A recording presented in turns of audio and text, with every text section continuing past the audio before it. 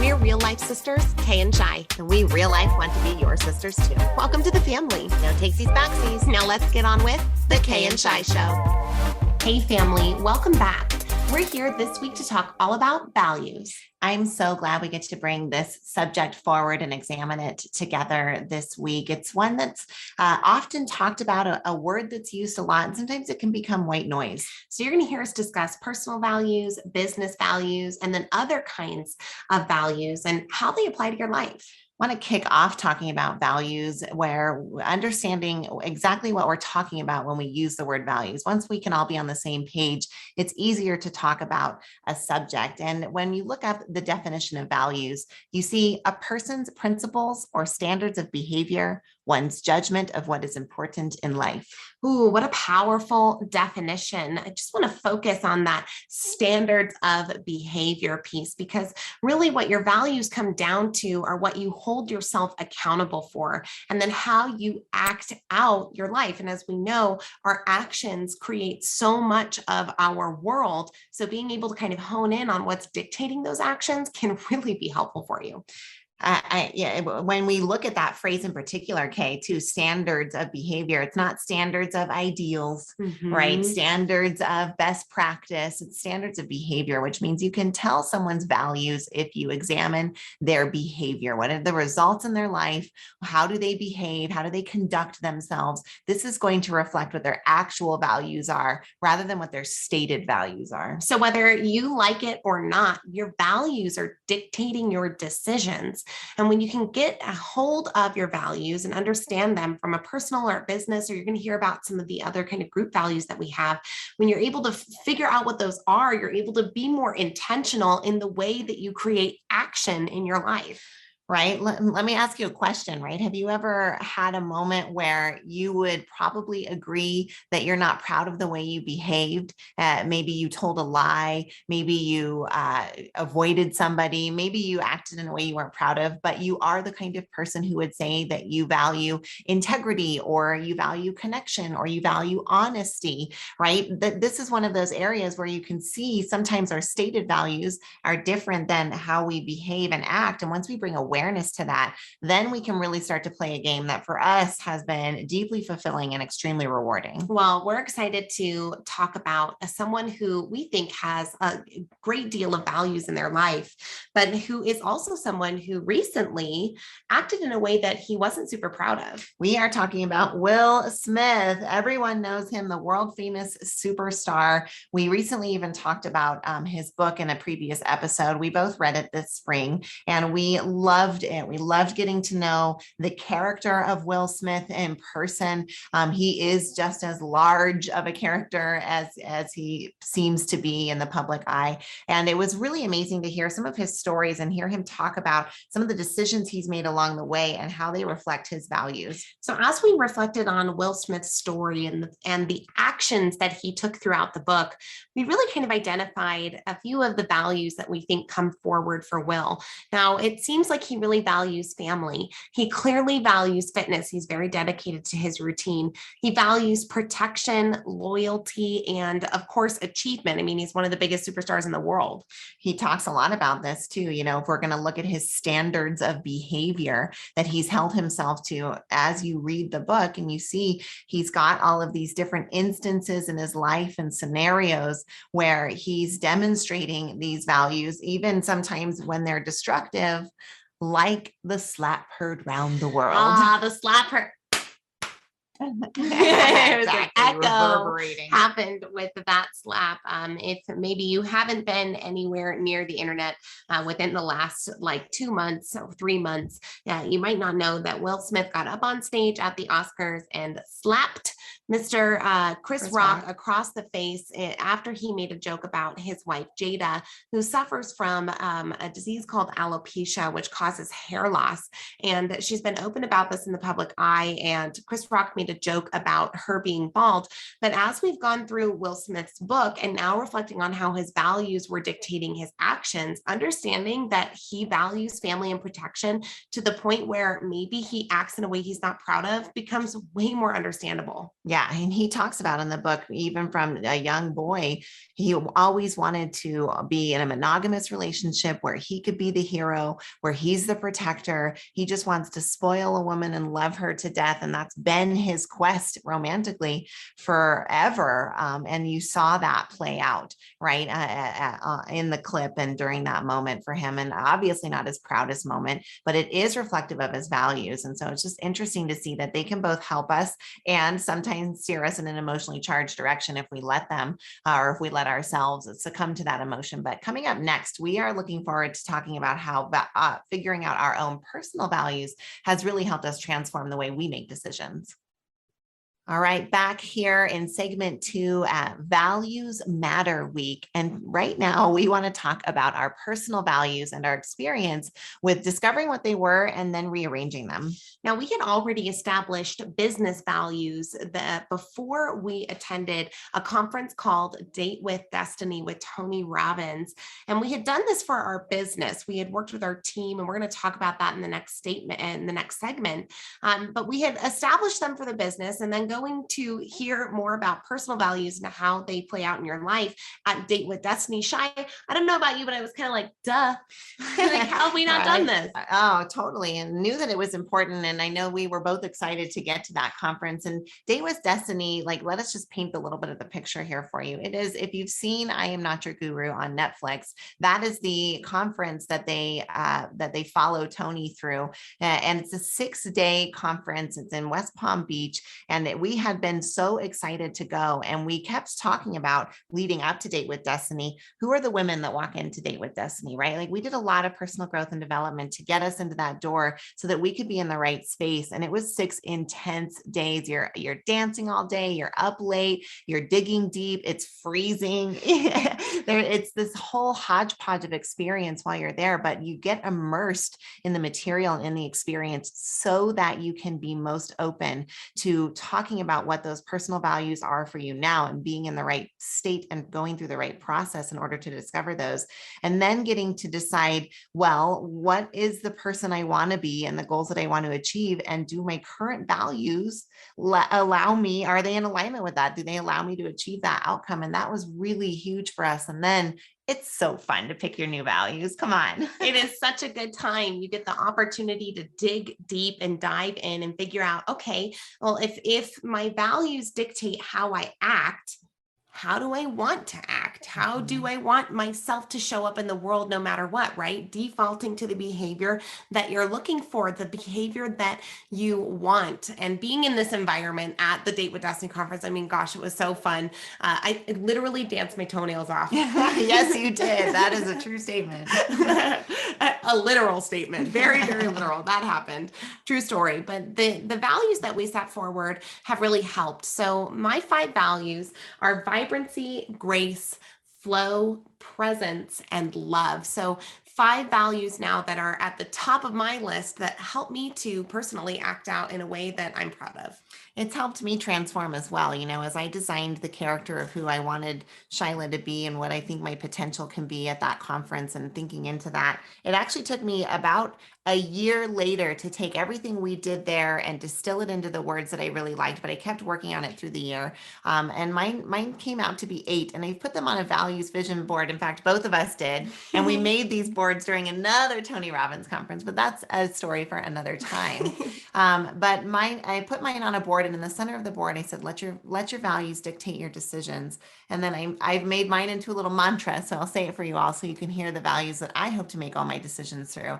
And that's to be heart-centered and active, to learn and grow and articulate, be energetically bright and appreciate experience, value others, be here now. Okay, I am feeling the energy from that. My goodness, how fun. I love that you made it into a cheer. Yeah, we were actually doing the hand motions together. You can't see it, but there are hand motions and we were doing them. Oh my gosh, well, I love it. And being able to now see these values act out more so within our lives over the course of the past, now it's been almost 3 years since that conference has been amazing. And sometimes they've acted out in ways that we're not proud of, but most of the time they're in ways that do benefit who we want to show up as in the world. And so we would highly encourage you to, first off, if you can, attend a Date with Destiny or an Unleash the Power Within event with Tony Robbins. It's absolutely worth it. Or spend some time working on your own personal values. Put that list out. What are the things that you value? And if there are things on the top of that list that maybe are having you act in a way in your life, right? Remember that we're not talking about what you want to value, but what you actually value. If something in your life isn't going the way that you want, chances are you can fix it with a repositioning or reframing of your values. So next up, we're going to talk a little bit more about how values play out in your business.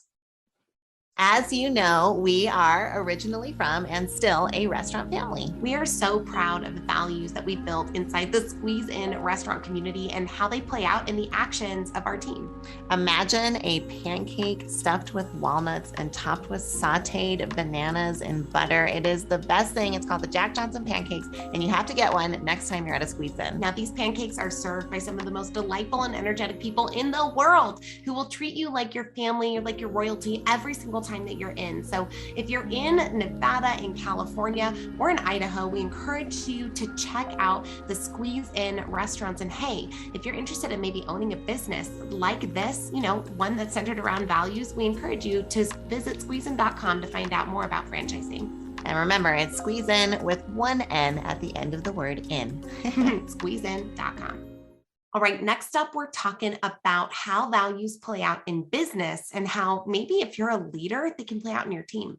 Now, I think when most people hear the word values, they traditionally associate it immediately with like family and personal values. But for us, we are from an entrepreneurial family and a small business family. So it was more applicable for us at first in the business setting, which is where we were most comfortable talking about values for a long time. We have a lot of experience with values in the business realm, and we brought the concept early on into our restaurant business. They've evolved a lot over time, and that process has been really rewarding, both in a fulfillment sense and in a bottom line sense. So Shai, the first time that these values were created was actually at a format, right? Mm-hmm. So in our company, we've got a once a year, we don't like to call them retreats, but advances, where we take everybody to a remote location and we do some leadership training. We work together. And at this particular format, where were you guys? I think we were up in South Lake Tahoe, and we were talking about bringing in values into the restaurant. And what we did was talk about all the things that are the standards of behavior, the standards of the experience within the restaurant walls. And then as having fun, family memories, signing the walls, delicious food, great service, feels like home. As we were taking all of these things that everyone was saying, we distilled them down to 4 beautiful essences of exactly what the standard of behavior and experience is at the Squeeze In. And one thing that was really important to us during this values exercise was to make sure that we worded all of these values in the verb tense. In other words, using action words that end in ing, right? Things that, why was this important? Because these are things that can be demonstrated. If something is a verb, then we know that we can observe it. If something is a noun, it's a thing, it's a concept, right? If you value vision, that can be really hard to demonstrate and to point to. And if you want values to be something that you use decisions out of, you've got to make them action words that you can demonstrate. Oh, I love it, because really what we're demonstrating is those standards of behavior, just like the definition says.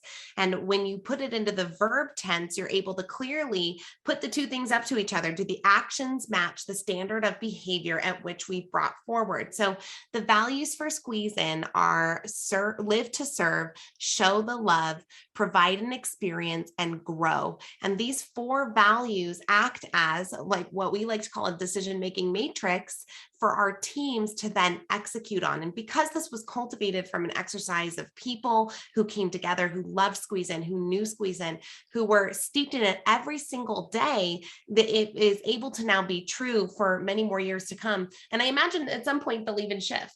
And, a more recent example as well, we're partners with Joseph McClendon and then the third, a dear human being and an incredibly well-accomplished, well-educated individual in neuroscience and neuropsychology. We have co-founded the Neuroencoding Institute with him, and we brought forward this idea of values and putting them into the verb tense as we formed the Institute, actually, as we were coming into almost our first year, but brought all of our instructors together, got Joseph together, got our key team members together, and talked about what were the things that were the essence of the Neuroencoding Institute, and then how do we turn them into verbs so that we can see them demonstrated, use them to dictate the decisions that we make, and use them in our marketing and as our foundations for the cornerstones of what we offer. And since doing that, even just 6 months ago, the placement of these values in this organization has been transformational. It's been incredible to see the way that people have embraced the values for themselves, that we've been able to use the values in communicating what it is that's different and special about the community. And it's been really incredible. I mean, these are values like assassinate complexity. We totally took grow.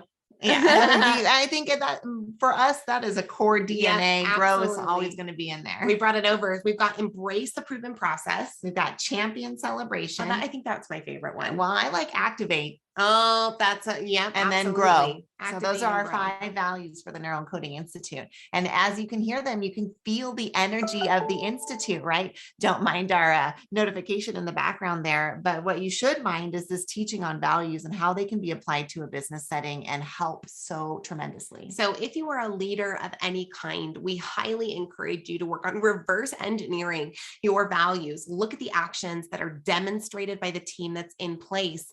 Take what's good, what's special, what works, and move it into a value sense that everyone can rally around, that everyone can act upon. And remember, it's best if they're in verb form. All right, next up, we're going to talk about other kinds of values. They come in quite the variety, and we'll see you there. All right, to end off our official series here on values, we want to talk about the variety of other values. When we think about this word, we can see it demonstrated anywhere where people are behaving. We're going to see standards of behavior emerge, which means in our groups, in our society, in our family, in our ideologies like religion, we're going to see standards of behavior arise. Now, these standards of behavior, again, can, if they don't have them already set forth, or if they have some set forth that they aren't congruent with, if you want to know what that is, what the values of the organization, the family, the group, or whatever it is that you're involved in, look at the behaviors. How do they act? How does the group act at large? What are the energetic emotions or the emotional undercurrents that are at play within the group, right? Because a business can value integrity, but also be acting without integrity in how they treat their employees or treat their customers or their guests. So understanding that this isn't what we say again, but what we do, and what you routinely do within a group or an organization or a family really influences how you, the individual, act as well. Right. Probably the first place all of us are exposed to values is within the institution of family. We all came from some kind of primary group. Most of us, that's a mom and a dad or some combination of parents and step parents. But this is where most of us first encounter values, these standards of behavior, right? If your parents, because they are the ones that dictate the standards of behavior and the values in your world, if they value significance and being seen as achievement oriented, then they're going to be in that keeping up with the Joneses type of behavior, where you're always seeing new additions or new cars or those kinds of things. And so you learn, and usually take that value into your life with you. And if you never take the chance to examine them, like you heard us talk about earlier in the show, our experience at Date with Destiny, you can just end up playing out that same value without even realizing it's part of you. And we were really lucky growing up. Our mom and dad had some pretty dang solid actions toward one another. And, we certainly weren't perfect, and we still aren't, but they really were able to demonstrate the actions like not going to bed angry, talking things out, laughing a lot with one another, family first, right? Was always something that was one that they said and did. Yeah. Physical affection was another one, demonstrating and showing love. And these were all of their behaviors, which were our family values. And we're so grateful to have gotten so many wonderful ones from our family, especially knowing that it's on our mom's side, that it was a lot harder for her when she was growing up. So kudos to you, Mom, and shout out, you did great. But values are demonstrated outside of the family as well. If you think about, Kay, we were talking before recording about how we come together in groups. There's this concept of the third place, right? Like most people feel most integrated into their community and happy when they've got 3 places. Now, 2 of these places in your life are pretty much determined for you, right? It's where you spend your nights and it's where you spend your days, AKA your home at nights. And then if you're in school, then that's your secondary place. If you work, then that's your secondary place. But having a third place, like a church, like a gym, like a coffee shop that you belong at, is really one of those secret formulas for people to feel most integrated and least lonely. But it's also another place where we see values demonstrated.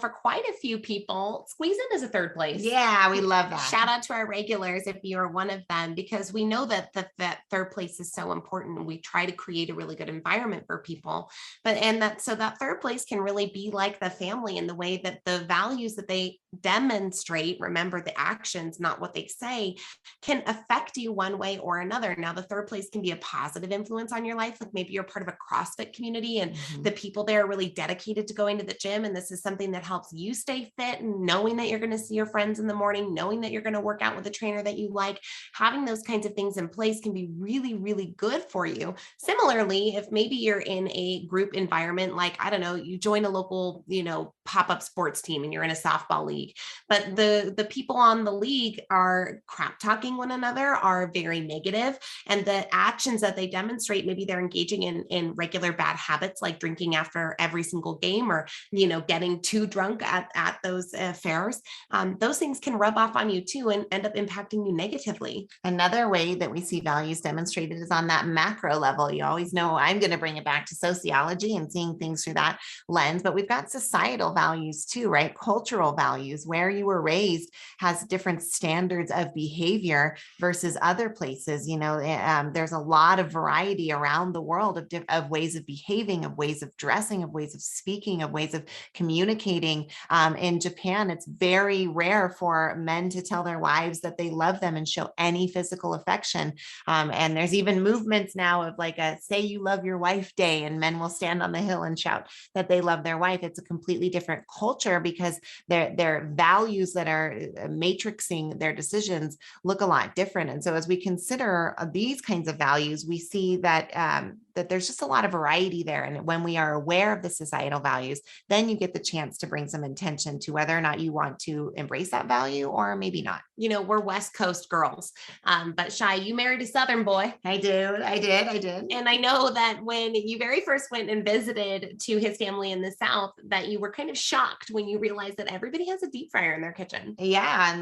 And had never had avocado before. And the produce section was much more muted than here, and less vibrant. And it was just really interesting that the health options were much more limited, and seeing, right, that value of more vibrancy and like raw foods here on the West Coast versus the Southern Coast was that's a great one to bring up. Right. Well, in the South, I'm sure that they value deliciousness, right? They come around together around a table. It's a celebration. It's a coming together, right? So the more delicious the food is that's at the table, the better for everyone's experience. And here on the West Coast, sans the fryer, you might find juicers. Now, is green juice necessarily delicious? No. But is it really good for your body? Yes. Is it healthy? That the values of the regions play out, right? Delicious coming together, or more healthful options, even if you're sacrificing on taste. Well, we hope you've enjoyed this deep dive onto values. They are in action, whether or not you acknowledge them. So we always know that shining a light on something can help you just bring any attention or areas of work that need to surface into light. So we hope that you enjoyed this, and we look forward to seeing you again on the Kay and Shi Show. We are in your corner, and remember, we're rooting for you.